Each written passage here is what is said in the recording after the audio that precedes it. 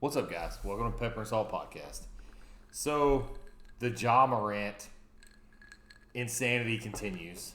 Apparently, the NBA is holding off on telling us what his punishment is going to be until after the finals because they don't want him to be a distraction. Which I guess it would be. But I mean, I think you're really downplaying your product if you feel like telling us what this dude's suspension is going to be is going to basically take away from the biggest game you have of your whole entire season. I've been hearing lots of things from different sources all over the place that this suspension could be 30 games, could be up to a year. And now we're hearing from Jaws camp that this wasn't even a real weapon, that it was a plastic toy and wasn't even real. So all this is insane. Gideon, where are you at on the Morant situation, and where do you think this is going to go? I'm torn because Morant is a guy who in life has done nothing wrong.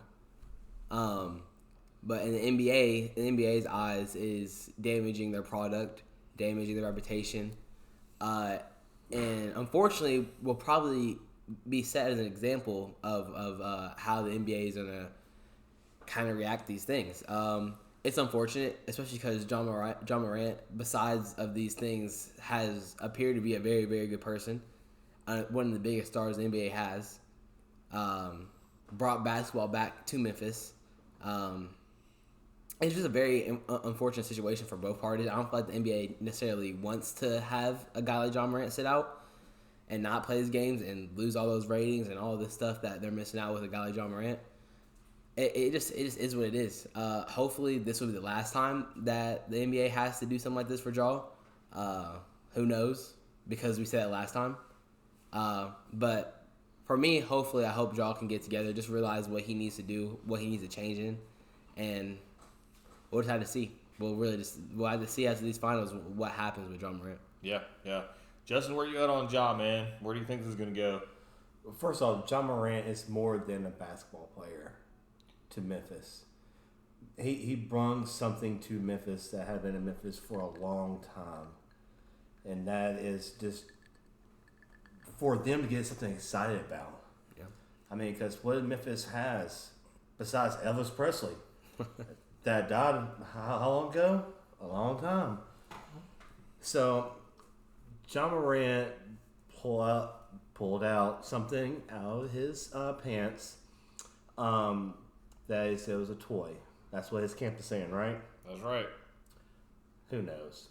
Do I think that it's going to be 30 days or a full year? I agree with you. He's going to make an example of. They don't want anybody to damage the reputation of the NBA at all. So, yeah, he's going to get an example of. It's probably going to be more than 30 games. It's probably going to be around 60 games, then they're going to call after that. But yeah, I think that's what's going to happen. But I feel sorry for this kid that all this has happened to him, and he didn't break no laws. Didn't break a single law, but this happened to him, and I feel sorry for him. And I wish him the best. Hopefully, he gets help. Yeah, I mean, I feel like Ja needs some type of better guidance somewhere. Because, I mean, when you went through this entire thing earlier and you apologized for the fact that you were seen with a gun and all these things happened, and then, 2 weeks later, another video comes out. Sure, it's not on your Instagram. It's not, you didn't post this, but at the end of the day, you control your surroundings and who you're with. And you also should be able to control better what's going out into the world and into the media. I think at some point he's going to have to pay the piper because you got to understand what type of star you are, not only to your team, but what type of value and worth you have to the NBA. Because I think Ja's the next level of superstar in the NBA, right? You got LeBron, who's on his way out the door. You've got a ton of older guys, and Ja's in that level and point in his career where he can be the next face of the NBA. But if you do this, and this is what you're putting out there, that's not what you need, and that's definitely not what the NBA wants to portray NBA players as, right?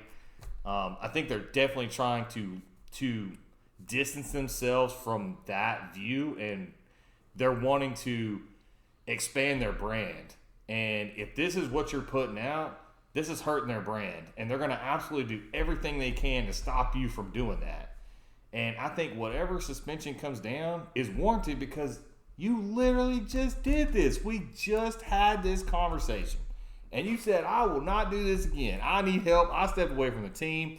I did all these things I needed to do to make myself better. And then literally immediately you go and do the exact same thing.